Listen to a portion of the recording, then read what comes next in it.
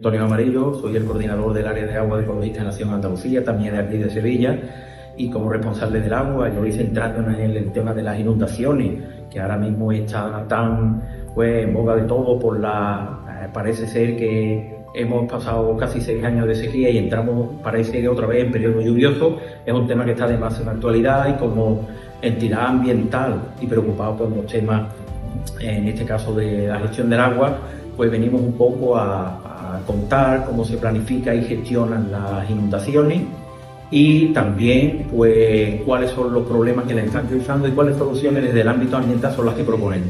Y por último hablar un poco de la empresa de agua de Sevilla, miembros del Observatorio del Agua, que participamos activamente, que todas estas decisiones y estas medidas que se tienen que implementar están últimamente pues fuera del debate participativo y están quedándose exclusivamente en el ámbito de la empresa, como un paso más hacia la privatización del servicio que estamos denunciando últimamente.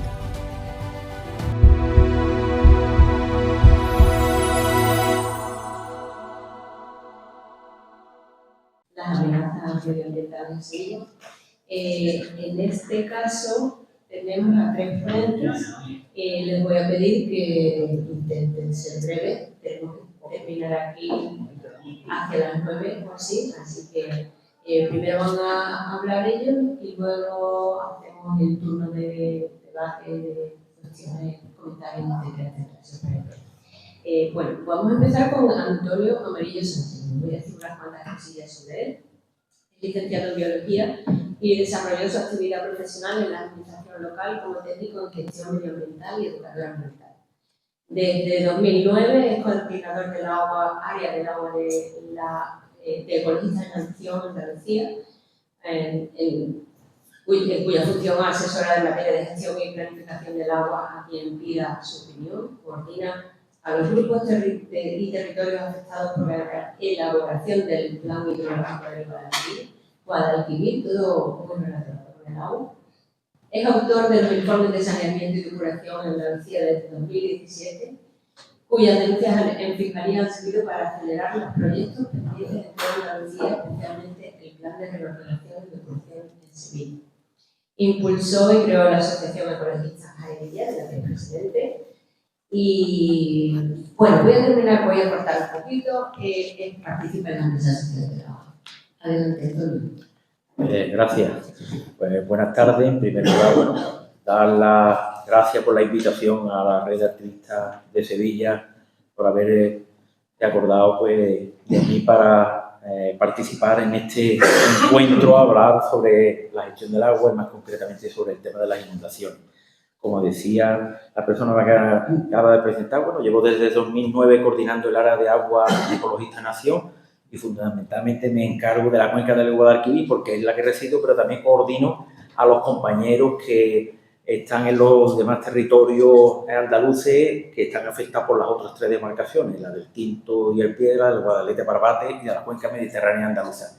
Y como bien dice, pues los últimos años nos hemos centrado en presentar informes sobre el saneamiento y depuración, con los propios análisis que hace la Administración Autonómica del cumplimiento de la Directiva de Aguas Residuales, de la depuradora de más de 10.000 habitantes, de 20.000 habitantes equivalentes en la región de Andalucía, y fue el primer informe que presentamos en 2017, la que después de darnos cuenta de que en Andalucía había más de 60 depuradoras que no cumplían durante 3 años seguidos, en algunos casos había infraestructuras que contaminaban el agua más que el agua que le entraba, el agua que salía de la depuradora tenía más carga contaminante que el agua que le entraba, pues decidimos llevarlo a Fiscalía.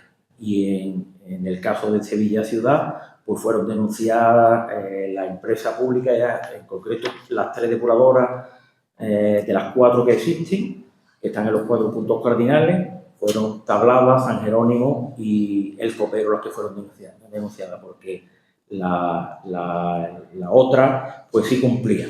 Eso es algo que llevamos haciendo los últimos años. Y centrándonos un poco en el encuentro y lo que me pidieron hablar sobre el tema de las inundaciones, decir que nosotros estamos en una región que estos fenómenos extremos, tanto como las inundaciones como la sequía, pues forman parte de nuestro clima, es algo que ocurre cada cierto tiempo y que lo que tenemos es que adaptarnos a este fenómeno.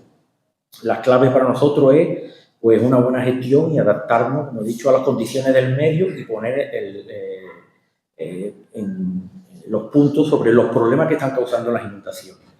Decir que las inundaciones, el riesgo no es cero, el riesgo existe y las inundaciones pues, tendrán lugar en un cierto tiempo. ¿Cómo se planifican las inundaciones? Bueno, existe una directiva a nivel europeo, la directiva del año 2007 de inundaciones, que se transpuso al ordenamiento jurídico español y el cual pues, se planifican con una serie de documentos cada cierto tiempo y que se hace a la vez que la planificación hidrológica tiene una vigencia de 6 años y lo primero que se hace es determinar la evaluación preliminar del riesgo de inundación con la determinación de lo que se llama áreas con riesgo potencial significativo de inundación. Con posterioridad, pues se elaboran los mapas de peligrosidad y por último se aprueban los planes de gestión del riesgo de inundación que conllevan aparejado pues, el plan de medidas. ¿Cuáles son pues, las causas principales de los daños por inundaciones? Por una parte tenemos la ocupación de zonas inundables. Hace poco tiempo Greenpeace ha hecho un informe donde habla de que en España hay cerca de 3 millones de personas que viven en zonas inundables, de ellos 700.000 en riesgo grave de inundación, en zonas graves de inundación. Esto es un problema creciente, como lo vimos el año pasado, o hace año y algo, en la Comunidad Valenciana. Después, los espacios agrarios cada vez son más intensivos y las prácticas de conservación cada vez lo que hacen es constreñir más los cauces, eliminando el bosque de ribera. Esto lo estamos viendo. Si tenemos la oportunidad de salir de la provincia y vamos a cualquier dirección, vemos como cada vez los cultivos intensivos están ganando territorio en todo nuestro entorno. La impermeabilización del suelo, esto es cada vez mayor. ¿Por qué? Porque cada vez se construye más, cada vez se ocupan más zonas inundables por cemento y distintas infraestructuras que están haciendo que las zonas naturales por donde se inundan los ríos pues no existan y entonces el agua tiene que discurrir por alguna parte. Esas nuevas infraestructuras que desorganizan el drenaje natural, como he comentado, las obras de defensa frente a inundaciones, que lo que vienen a significar es una medida placebo para la sociedad. La gente, cuando le dicen vamos a hacer una determinada infraestructura que va a laminar la avenida, pues la gente parece que se quedan tranquilas, pero eso a la larga no está solucionando el problema de fondo. Y después los ríos se han quedado sin su espacio, se ha desaparecido el bosque de ribera, se está intensificando agrariamente hasta los límites y la zona de dominio público de las masas de agua superficiales y están construyendo. ¿Cuáles son las medidas que se podrían plantear? En primer lugar, respetar las zonas inundables, evitar que se construya, devolver los espacios al río, gestionar el territorio fluvial y las zonas de desbordamiento aguas arriba. En Ecologistas hemos presentado hasta ahora 22 proyectos de renaturalización de tramos urbanos en todo el Estado español.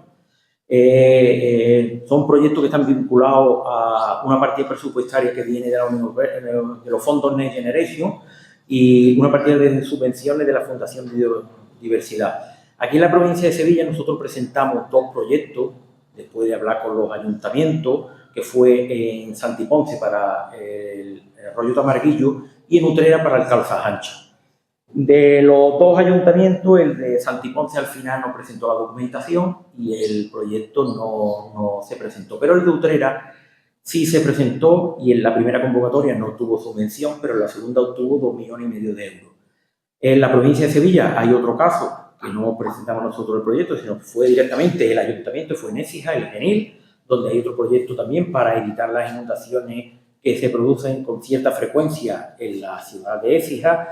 Y ambos proyectos ahora mismo están en un impasse debido al cambio de gobierno. Estos proyectos salieron antes de las últimas elecciones municipales y en ambos ayuntamientos el color político ha cambiado. Entonces tenemos un problema porque los 2 ayuntamientos que han cambiado el signo político no quieren ejecutar los proyectos. En el caso de Utrera han sido 2,5 millones de euros, pero en el caso de Écija cerca de 4 millones de euros.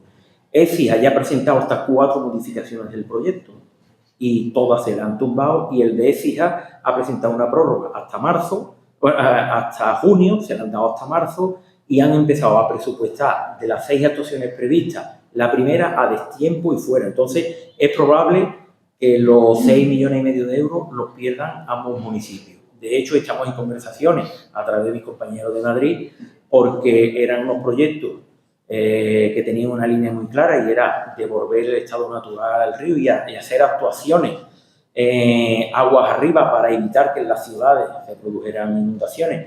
Llamativo era el de Utrera, porque en Utrera estaba vinculado a una actuación que ya estaba en funcionamiento y tenía presupuesto, que era el Parque de Vista Alegre, pero el actual alcalde de Utrera, que fue además el que durante su mandato se hizo el encauzamiento del arroyo, pues ahora no quiere figurar como el alcalde que desmonte lo que hizo en su momento. Y en Écija, pues el cambio político ha dado lugar a que los actuales gobernantes pues entiendan que estos proyectos tienen un trasfondo ideológico, y ellos piensan que las soluciones pasan por otro tipo de infraestructura, y pretenden pues que la Fundación Biodiversidad lo subvencione, pero cambiando, digamos, la filosofía del proyecto, algo a lo que la Fundación Biodiversidad se está oponiendo hasta ahora. Después, implantar medidas naturales de retención de agua en los espacios agrarios, es fundamental. Estas medidas que pasan por cubiertas vegetales, ahora mismo estamos asistiendo, como dije antes, a una intensificación agraria, los cultivos intensivos y superintensivos cada vez que están ganando más terreno. Implantar sistemas de drenaje urbano sostenible en las ciudades, es algo que hay ejemplos, bueno, aquí creo que se hizo en la avenida de la Cruz Roja y la avenida del Greco, se hicieron esos proyectos, pero que yo sepa no hay ninguno más, y sería interesante seguir aplicando estas técnicas en la renovación de pavimentos en las calles, cuando se tiene que renovar la red de saneamiento, o cuando hay nuevas infraestructuras o nuevos barrios. Eliminar viviendas en zonas inundables. Hay 700.000 personas que actualmente viven en zonas donde se inunda, y 700.000 en zonas graves de inundación. Hay que buscarle una solución, pero que esto es un problema grave. Bueno, lo estamos viendo recientemente en Matalascañas con el paseo marítimo, como ha desaparecido por los oleajes. Es algo inevitable, estamos hablando de algo que está vinculado a la emergencia climática, y si tenemos a gobernantes que niegan que exista esta emergencia climática, difícilmente vamos a poner en marcha este tipo de medidas que podrían solucionar de forma natural y a menos coste las actuaciones que entendemos que se deberían de ejecutar. Y después, algo que vemos fundamental también es que hay que impulsar una estrategia de comunicación. El relato cultural sobre las medidas o las soluciones que plantea una mayoría de gente de estos problemas son las mismas. Cada vez que llueve de forma intensa dice que no se hacen pantanos y el agua se tira al mar. Cada vez que ocurren inundaciones es que los ríos están sucios y no se limpian. A ver, este relato cultural que difícilmente, que está muy intrincado en la sociedad, es que hay que romper ese relato, y hay que impulsar una estrategia de comunicación que destierre ese pensamiento que existe en gran parte de la gente. Y después, hablando un poco del papel que tenemos nosotros, la empresa de Agua de Sevilla, nosotros formamos parte del Observatorio del Agua, que es un órgano de asesoramiento y participación que se creó a finales del 2017, el anterior consejero delegado. Se creó, bueno, yo recuerdo que previamente, como dije antes, nosotros en 2017 acudimos a Fiscalía denunciando a 60 depuradoras en todo el territorio de Andalucía. Aquí en concreto en Sevilla, nosotros denunciamos, pero no por un delito ambiental. Nosotros entendíamos que los ciudadanos estaban pagando en su recibo del agua un servicio que era el servicio de depuración, se pagaba una tasa que es tasa de depuración, y entendíamos que el servicio no se estaba dando en condiciones porque 3 de las 4 depuradoras de Sevilla no estaban dando ese servicio, vertían incumpliendo su autorización de vertido. O en este caso, vertían dos parámetros que estaban obligados a controlarlo porque vierten a zonas sensibles y no se estaba haciendo. Lo que pasa es que cuando esa denuncia llegó a Fiscalía, derivó al Seprona la investigación y después de 6 meses determinó el Seprona que lo que supuestamente se estaba cometiendo era un delito ambiental porque estaban llegando vertidos insuficientemente depurados al Guadalquivir. Entonces, hubo una diligencia de investigación que se alargaron más de 2 años, donde con nombre y apellido denunciaban quién eran las personas responsables del servicio de depuración y bueno, esto dio lugar a que el consejero delegado, muy enfadado con ecologistas, nos citara a una reunión y él nos contaba que prefería que estos temas se debatieran en un órgano, que él estaba intentando crear este órgano y ese órgano se creó a finales de 2017. Nosotros estamos participando inicialmente había 4 mesas de trabajo, una mesa de trabajo de proyección ambiental, que es donde estamos nosotros, que al principio, y había reuniones cada cierto tiempo, empezaron a llevar temas que tenían cierto interés para nosotros. Pues era un corredor ecológico en el causamiento del Guadaira, hubo varias intervenciones para acercar barrios como Bellavista, barrios como Bermejales a estas actuaciones. Nos trajeron cómo se gestionaban los lodos y de una nueva normativa que había, que lanzáramos ideas de cómo gestionar los lodos de la depuradora y la potabilizadora que gestiona Enacesa, la restauración del entorno del embalse del Jergal, cómo se gestionaban las depuradoras, una campaña de toallitas a los inodoros, un proyecto Libera de recuperación de basura en la naturaleza, otra serie de actuaciones de sensibilización. Hubo talleres para elaborar el plan de emergencia climática y el plan de emergencia de sequía, donde pues, todos los miembros del observatorio pues, tuvieron la oportunidad de ser partícipes de ese documento. Pero a partir del año 2020, la cuenca ya declarada en sequía, pues empezó a entrar declarada en sequía. Casi todas las reuniones de los grupos de las mesas de trabajo empezaron a desaparecer y únicamente nos convocaban a plenarios de sequía. Y así estuvimos varios años. Hasta el 2023, 2024, hasta 2024 más o menos hemos estado. Hasta que ya empezaron con el plan de... era el objetivo 90, que pretendía pues, que el consumo urbano de la ciudad de Sevilla, su área metropolitana, se estuviera cercano al consumo de 90 litros por persona y día. Después nos han presentado el gemelo digital, el MidLow, el proyecto Cirema, la plataforma Cirema y por lo último el embalse digital 5.0. Y cada vez más las decisiones estratégicas y las actuaciones frente a estos fenómenos pues han quedado fuera del debate público y del debate de participación a los que somos miembros del observatorio. Pues, prácticamente pues nos llevan allí, nos hacen 2 presentaciones y hay poco más que un debate, pero decisiones importantes como esta se dejan fuera del ámbito del observatorio y como muestra un botón. El año pasado, a finales de febrero, tengo conocimiento que se presenta en Acesa la desalobradora, que es una infraestructura que no es de ahora, sino que viene del anterior consejero delegado, cuando estaba declarada la cuenca del Guadalquivir en sequía, en una comisión permanente de la sequía.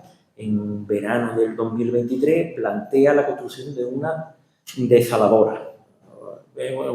Sí, una infraestructura de una desaladora que después se acabó convirtiendo en una desalobradora. Bueno, esta desalobradora, y lo sigo que también forma parte del observatorio, no hemos tenido conocimiento, ni siquiera se ha llevado a ninguna de las mesas de trabajo el proyecto, al menos que yo tenga conocimiento. Bueno, ¿sabéis dónde se presentó el proyecto? Pues se presentó en febrero del año pasado en el foro Gaesco.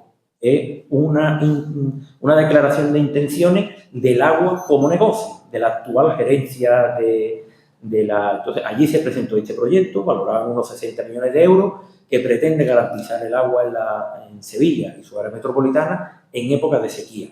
Actualmente, los 6 pantanos que abastecen a Sevilla están en torno al 94-95%, lo que consume Sevilla y su área metropolitana, que está en torno también a 90 y tantos hectómetros cúbicos anuales, pues ahora mismo tenemos agua para más de 6 años y medio. ¿Es necesaria este tipo de infraestructura? Creemos que no. ¿Hay debate y este debate se lleva al órgano de participación? No se lleva. Te digo, se presenta en el foro de la patronal de la construcción.